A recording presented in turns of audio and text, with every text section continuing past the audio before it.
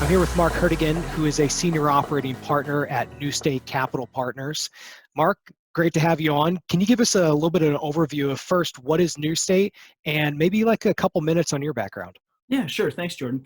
So New State Capital Partners, we're a middle market private equity fund. We've got two funds, approximately 700 million assets under management, multiple portfolio companies, no real industry focus, although we do have several investments in technology and as well as infrastructure, construction, and manufacturing. And you're COO of a company called NWN. NWN. Yep, NWN IT. So NWN is a technology-enabled services company, and it's one of our larger investments at New State, and it's a great company. We provide technology solutions for things that are actually absolutely relevant today. Collaboration, so WebEx, unified communications as a service. So all those things, chat, text, email, everything you need to be productive, from the hardware all the way up to the networking and then monitoring and help desk. So it's a one-stop capability.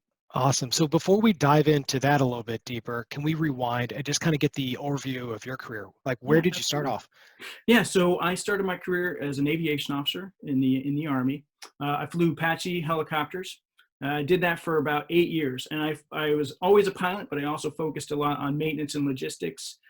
So I was a company commander, did 2 tours in Iraq, and then after I left the Army, I went into management consulting. So I was at Bain, and I worked on a lot of private equity deals at Bain for a while. Moved into venture capital for a bit, worked for a family office managing their investments, and then went off into a much bigger world, into Honeywell Aerospace. So I've gone from very large organization like the Army, smaller organizations like Bain and I-Group, back into this, the big Fortune 100, Fortune 50 company at Honeywell. And there I worked in the aerospace group, where I was a product manager and a general manager of different types of aircraft electronic systems, primarily around safety. Nice. So it's interesting. You've had a lot of your career, I mean, starting off in aviation, and then you had a chance to work on that with Honeywell. Yeah. Let's dive straight into it. I mean, the thing on everyone's mind is with the new kind of healthcare considerations in the U.S. and people are on lockdown, the Right. entire economy is being affected. Being the COO of one of the largest portfolio companies for New State, I can only imagine what you and the rest of the team and the rest of the portfolio is going through. Can you kind of walk me through what did the first 30 days look like? How did you, where did you start? Right. Well, of course, 30 days ago, I don't think anyone knew where we'd end up today. But there were some initial warning signs. And so one of the first things we did was put out health guidance that we got. We used all the Centers for Disease Control. We went and really looked at all of the different official guidance that was out there from state, local, federal governments, and we consolidated that. Sent that out to employees, made sure they had the information, and really just reinforced best practices. So that was really kind of step one. Not long after that, it became clear that travel, might be something that we wanted to restrict. And so we put on reiterated all of the guidance around, hey, good hygiene, social distancing, wash your hands, all the things that we now know. And we really put on a travel restriction. So we reiterated the message around personal safety, but then also kind of stepped it up and limited our travel. And then the third phase, really, which is where we are now, was once things got much more serious and more critical, we adopted a primarily remote posture, which means that anyone who could perform their job from home, which for the company is a large portion of us, would work remotely. Some people that are required to work in our warehouses or do deliveries, they're out there, they got a critical job. And so we had to make those kind of judgments. And again, we were following the guidance of the state, local, and federal governments that we operate in. When you look back at your military experience, are there lessons and things that you feel that you are consciously applying now, and not things that you got from your experience at Bain or doing VC investments or Honeywell. Yeah. But are there things that you can directly tie to your military training and experience Yeah. that you know you're using now? Yeah, absolutely. So I think two areas. One is around an adage of you train like you're going to fight. And so for us, that's particularly true at NWN, where you have a larger organization, a lot of people. In fact, it's, personnel wise, it's about the size of a U.S. Army battalion. So it's a pretty similar to the type of organization I worked in.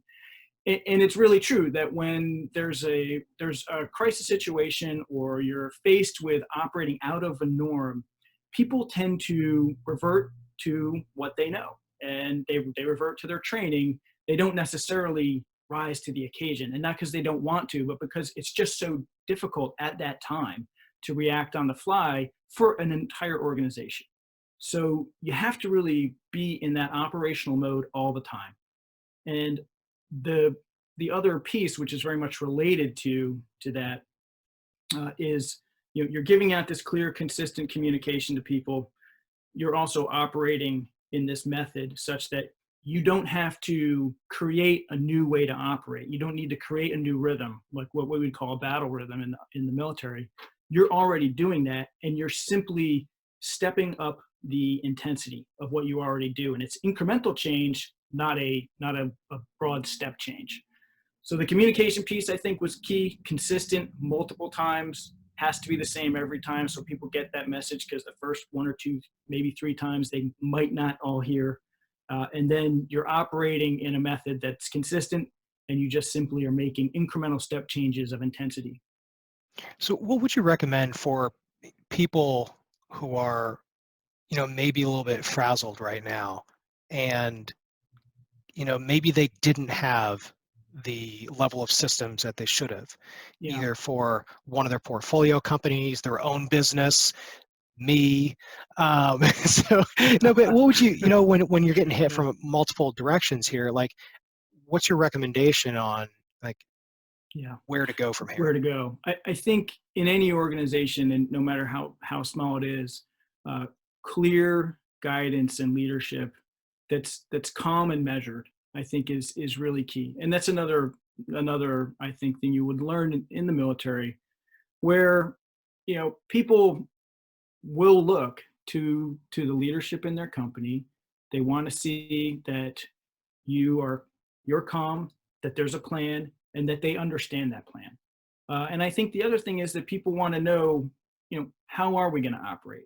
And so, for example, NWN, our message has been very clear that, look, we're going to take all the personal steps that we need to make sure that everyone is safe, and our health is absolutely the first concern. But the reality is, how we operate isn't going to change. We still have our customers to deliver for. We have critical things that we're providing, and we're going to continue to operate like we normally operate, but making those tailored changes where you have to. And so I think that that's the number one thing to do. If you already haven't had a clear, consistent communication policy in place, it's the first thing to institute right there. And it's, I think, a very natural and easy thing for most companies to do. And the second is you put in place that cadence that says, so even if you haven't necessarily had a clear operational cadence or tempo to your organization, well, now's a good time to do that. What you can't do is, I think, go from 0 to 100, right? You kind of have to step that up. And so that's going to be, dependent upon the type of organization. Maybe it's a daily call, a stand-up call. Maybe it's something less than that if you already are used to that. Um, for along a similar train of thought, when you look at the group of transitioning veterans out there, Yeah. who maybe they're on terminal right now, or maybe they're 6+ months out, or maybe Sure. they need something now. Yeah. You've had a successful transition, uh, coming out of the Army. I forget, did you go straight to HBS? Yeah, straight to HBS out of the Army. Yeah. And working at Bain, working at a family office, working at Honeywell, Yeah. and now at a private equity firm, senior operating partner, and being the COO of the largest portfolio company. So you've had a successful transition. But can you talk a little bit about what your transition was like? Yeah. Were there difficulties Yeah. during that? How did you get through it?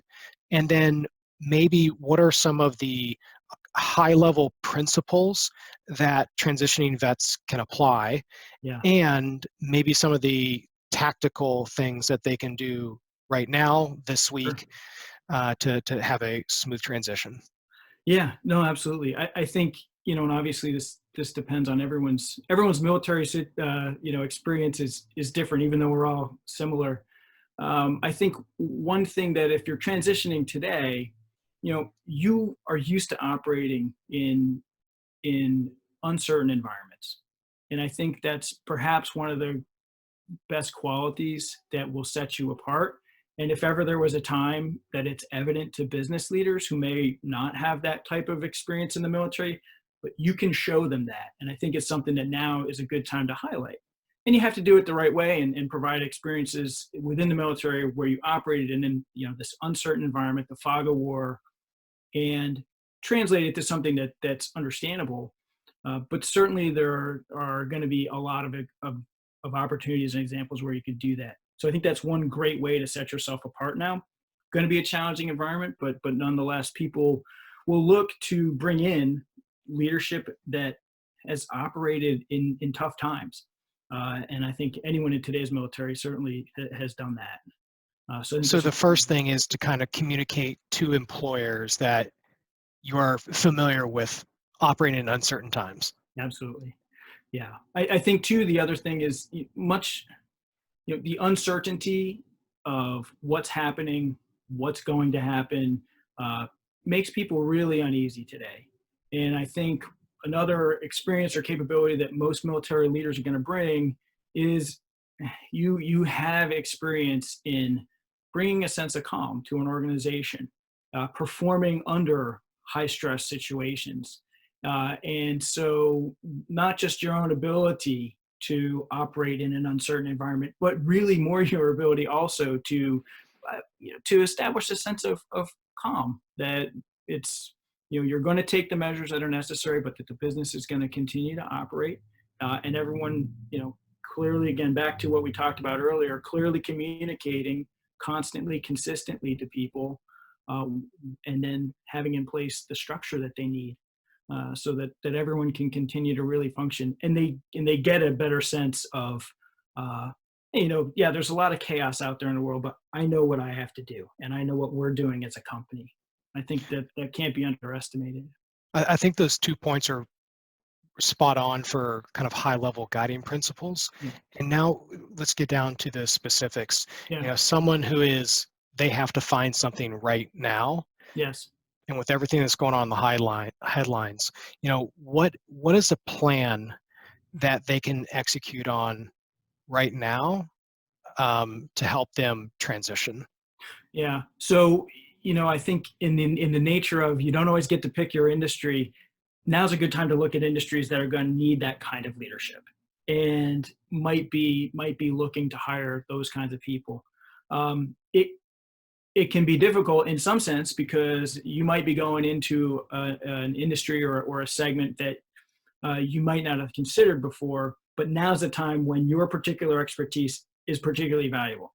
I think you have to go in knowing that, though, that you're taking on a challenge, right? And you're bringing yourself into that kind of an environment, but that's what differentiates you potentially. I think looking at the types of industries that, again, my take here is that, although this is very serious, we're going to see the coronavirus impacts eventually things will subside back to normal. May still be ongoing economic impacts because there is a bit of a shock to the system right now. But just thinking about, okay, given that is the case, where are the kind of industries where I might see some growth as well? And it could be, areas such as we're in, at NWN, which are around technology and communications and enabling workers to get the job done from any scenario, any situation, office, home, mobile.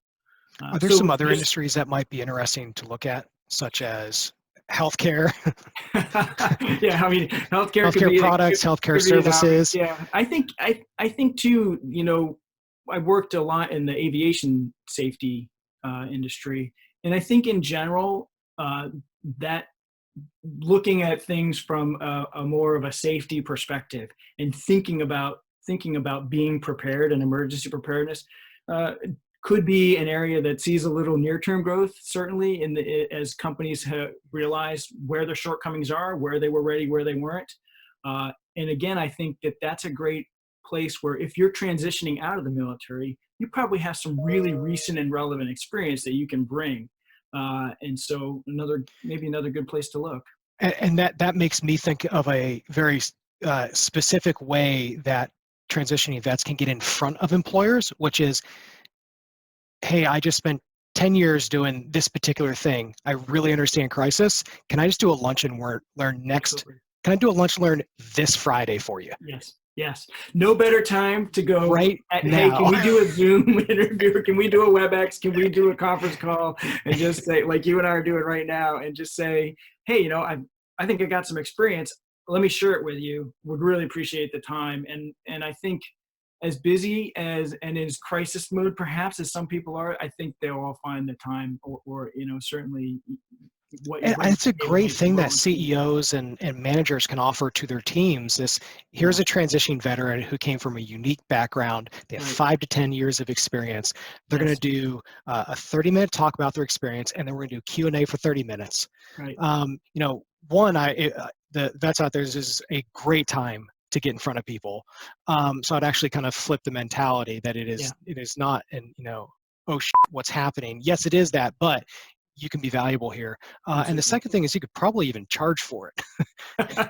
Yeah, I mean, I think I mean, that's you certainly the don't get, case. If you really have that true direct experience, and you might, right? You have to look critically at yourself and your own military background and who you're going to talk to. And yeah, I mean, it could very well be that what you have is valuable as a consultant right now, not even as a full-time hire. So I think that's certainly the case. that's awesome.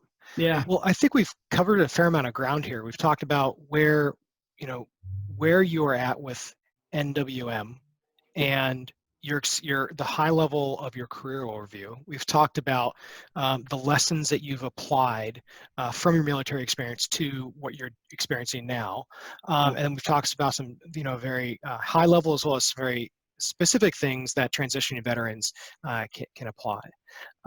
Do you have any kind of concluding thoughts and just kind of leading in times like this for either your portfolio or just kind of broadly speaking? Any kind of Yeah. concluding thoughts? Yeah, absolutely. I mean, I think when you think about what you learned in the military, a lot of it has to do with you know getting down to the critical information and disseminating that information in a timely manner, right? And I think to me that's probably the number one sort of concluding thought. I think if ever there was a time to take that lesson, certainly we did this at New State.